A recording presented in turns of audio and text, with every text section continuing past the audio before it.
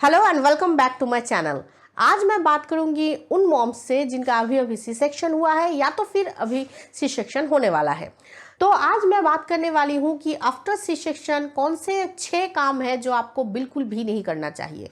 वैसे तो after C section कम से कम 6 महीने तक आपको खुद का ख्याल बहुत अच्छे से रखना है। बहुत सारे ऐसे काम हैं जो आपको बिल्कुल भी नहीं करना चाहिए, बट ये 6 काम जो मैं आप लोगों को बताने वाली हूँ ये आपको बिल्कुल भी नहीं करना चाहिए आफ्टर सी सेक्शन, वरना आपके स्टिचेस खुल सकते हैं। और अगर एक बार आपका स्टिच खुल गया तो आपको पता है कि ये कितना दर्दनाक होगा और भी कई सारी प्रॉब्लम हो सकता है। तो इसीलिए ये 6 काम जो मैं आपको बताने वाली हूँ वो आफ्टर सी सेक्शन आपको बिल्कुल भी नहीं करना चाहिए। तो वीडियो बहुत ही ज़्यादा खास है, बिना स्किप किए एंड तक देखिएगा। पसंद आने पर लाइक ज़रूर कर दीजिएगा और मेरे चैनल को भी सब्सक्राइब कर लीजिएगा। तो चलिए आज का वीडियो शुरू करते हैं। सबसे पहला जो काम आपको आफ्टर सी सेक्शन बिल्कुल भी नहीं करना है वो है सामने की तरफ झुकना। मतलब सामने की तरफ झुक के आपको कोई भी काम नहीं करना है आफ्टर सी सेक्शन। अगर कोई चीज़ गिर गया है तो आप बिल्कुल भी उसको सामने की तरफ झुक के उठाने की कोशिश मत कीजिए, क्योंकि अगर आप ऐसा करेंगे तो आपके स्टिचेस खुल जाएंगे। क्योंकि सामने की तरफ झुकने से पेट में ज़्यादा प्रेशर पड़ता है, जिस वजह से आपके स्टिचेस खुल सकते हैं और वो बहुत ज़्यादा दर्दनाक होगा। तो इसीलिए सामने की तरफ झुकना आपको बिल्कुल भी नहीं चाहिए after C section. After C section 6 महीने तक तो कम से कम आपको सामने की तरफ झुक के कोई भी काम नहीं करना चाहिए। बट अगर आप उतने दिन नहीं मान सकते हो, कोई प्रॉब्लम है, तो कम से कम आफ्टर सी सेक्शन 40 डेज तक आपको ये मानना ही पड़ेगा। कम से कम 40 डेज तक आपको सामने की तरफ झुक के कोई भी काम नहीं करना है after C section. Secondly, after C section आपको यूरिन बिल्कुल भी रोक के नहीं रखना चाहिए। यूरिन रोक के रखने से बहुत ज़्यादा प्रेशर पड़ता है पेट में, स्टिचेस की जगह पे। आप खुद ही देखना कि आफ्टर सी सेक्शन अगर आप थोड़ी देर के लिए भी यूरिन रोक के रखेंगे तो बहुत ज़्यादा तकलीफ होती है। तो इसीलिए आफ्टर सी सेक्शन आपको यूरिन बिल्कुल भी रोक के नहीं रखना है। अगर आपको लगे कि आपको यूरिन पास करने की ज़रूरत है तो तुरंत ही आपको जाके यूरिन पास करना चाहिए। यूरिन रोक के रखने की कोशिश बिल्कुल भी मत कीजिएगा। अच्छा, आपको लगेगा कि ये कोई बोलने वाली बात है, अगर बाथरूम जाना है तो हम जाएंगे ही ना। मैं इसलिए बोल रही हूँ क्योंकि जब बेबी आ जाता है तब हमारा जो दायित्व है वो बहुत ज़्यादा बढ़ जाता है। ऐसा हो सकता है कि बेबी को आप फीड करा रहे हो और उस वक्त आपको बाथरूम जाना है, बट हम ये सोच रहे हैं कि एक बार बेबी सो जाए या फीड करा दो उसके बाद हम चले जाएंगे बाथरूम। बट तब तक ना बहुत ज़्यादा दर्द होने लग जाता है, पेट में बहुत ज़्यादा प्रेशर पड़ता है और जिस वजह से स्टिचेस भी खुल सकता है। तो इसीलिए आफ्टर सी सेक्शन आपको यूरिन बिल्कुल भी रोक के नहीं रखने की कोशिश करनी है। अगर आपको लगे कि बाथरूम जाना है तो तुरंत जाइए और यूरिन पास करके आइए। आफ्टर सी सेक्शन ये एक बहुत बड़ी गलती है, अगर आप यूरिन पास नहीं करेंगे, उसे रोक के रखेंगे तो इसके लिए आपको बहुत ज़्यादा तकलीफ हो सकता है। And obviously after C section कोई भी हैवी चीज़ आप नहीं उठा सकते हैं। मतलब कोई भी भारी चीज़ आपको बिल्कुल भी उठाना नहीं चाहिए कम से कम 6 महीने तक।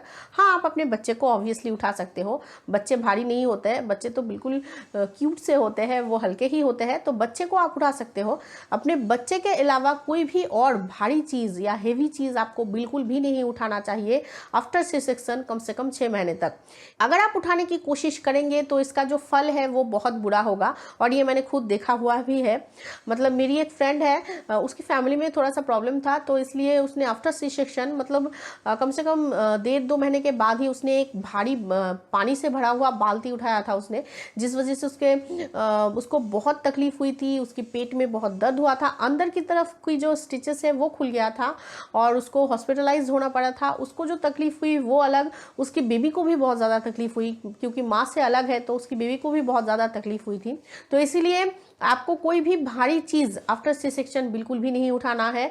अगर कोई काम आपको लग रहा है कि ये भारी है तो आप बिल्कुल भी मत कीजिए, अगर वो काम ना हो तो पड़े रहने दीजिए। बट आपको कोई भी हैवी चीज़ आफ्टर सी सेक्शन बिल्कुल भी नहीं उठाना है, क्योंकि उस एक काम की वजह से बहुत बड़ी प्रॉब्लम हो सकती है और जिसकी वजह से आपको और आपकी बीवी को दोनों को ही तकलीफ पहुंच सकती है। तो इसीलिए आफ्टर सी सेक्शन आपको भारी कोई चीज़ बिल्कुल भी नहीं उठाना है कम से कम 6 महीने तक। और हाँ, सिजरियन डिलीवरी के बाद आपको कॉन्स्टिपेशन ना हो इस बात का भी आपको ध्यान रखना चाहिए, क्योंकि अगर कॉन्स्टिपेशन होगा तो स्टूल पास करते वक्त आपको प्रेशर देना पड़ेगा, जिस वजह से अंदर के जो स्टिचेस है वो खुल सकते हैं और बहुत ज़्यादा तकलीफ भी होती है। तो इसीलिए कॉन्स्टिपेशन ना हो, इस बात का आपको ज़रूर ध्यान रखना है। आपको आपके डाइट में फाइबर रिच फूड्स ज़रूर ऐड करनी है। वैसे भी आफ्टर डिलीवरी आपको हेल्दी खाना खाना चाहिए, एक हेल्दी डाइट फॉलो करना चाहिए, ताकि आप अपने बच्चे को हेल्दी मिल्क सप्लाई कर सको। तो इसीलिए एक हेल्दी डाइट आपको फॉलो करना चाहिए और उस डाइट में आपको फाइबर रिच फूड्स ज़रूर रखनी चाहिए, जो आपको कॉन्स्टिपेशन बिल्कुल भी नहीं होने देगा। अगर आप फाइबर रिच फूड्स इंटेक करेंगे तो कॉन्स्टिपेशन नहीं होगा। तो इसीलिए आपको आफ्टर सी सेक्शन कॉन्स्टिपेशन बिल्कुल भी नहीं होने देना है। फाइबर रिच फूड्स आपको खानी है ताकि आपको कॉन्स्टिपेशन ना हो। और हाँ, आफ्टर सी सेक्शन आपको ज़मीन पे बिल्कुल भी नहीं बैठना चाहिए, क्योंकि अगर आप ज़मीन पे बैठेंगे तो उठते वक्त आपको बहुत तकलीफ होगी। क्योंकि अगर जब आप बैठे हुए हो ज़मीन पे, तब जब आप उठते हो तो बहुत ज़्यादा प्रेशर देना पड़ता है अपने पेट में, अपने हाथ में, तभी आप उठ पाते हो। तो अगर आप प्रेशर देंगे तो ऑब्वियसली आपके स्टिचेस में दर्द होगा, स्टिचेस खुल भी सकते हैं।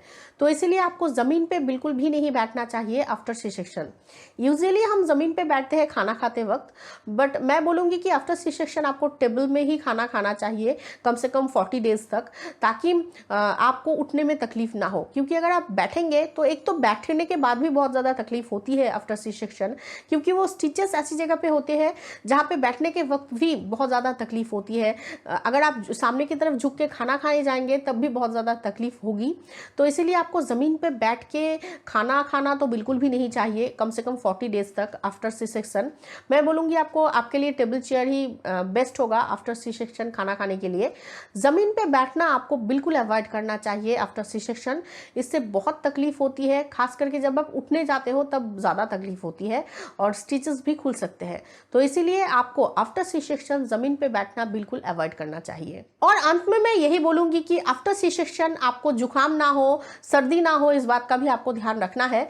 क्योंकि अगर आपको सर्दी हो जाएगी तो आपको छींकें आएंगी, आपको खांसी होगी, जिससे कि बहुत तकलीफ होती है। क्योंकि छींकते वक्त पेट में या खांसते वक्त पेट में बहुत ज़्यादा प्रेशर पड़ता है और स्टिचेस में एक खिंचाव महसूस होता है, जो कि बहुत तकलीफदायक होती है। और ये मैं इसलिए इतनी ज़्यादा फीलिंग्स के साथ एक्सप्लेन करके आपको बोल सकती हूँ, क्योंकि ये मेरे साथ हुआ है।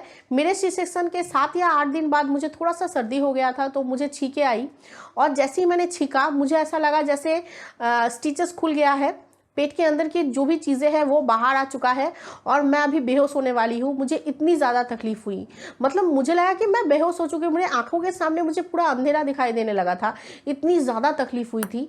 तो इसीलिए मैं तो यही बोलूँगी कि आफ्टर सी सेक्शन आपको सर्दी ना हो, इस बात का आपको खास ध्यान रखना है। क्योंकि जब आप छींकेंगे या खांसेंगे आपको इतनी तकलीफ होगी, इतनी तकलीफ होती है इनफैक्ट, कि ऐसा लगता है जैसे आंखों के सामने अंधेरा आ गया है और आप बेहोश ही हो जाएंगे बस। तो आफ्टर सी सेक्शन आपको खुद का बहुत अच्छे से ध्यान रखना है। आपको सर्दी जुकाम ना हो, इस बात का भी आपको खास ध्यान रखना है। और वैसे भी आफ्टर सी सेक्शन कम से कम 6 महीने तक आपको अपना ध्यान बहुत अच्छे से रखना चाहिए।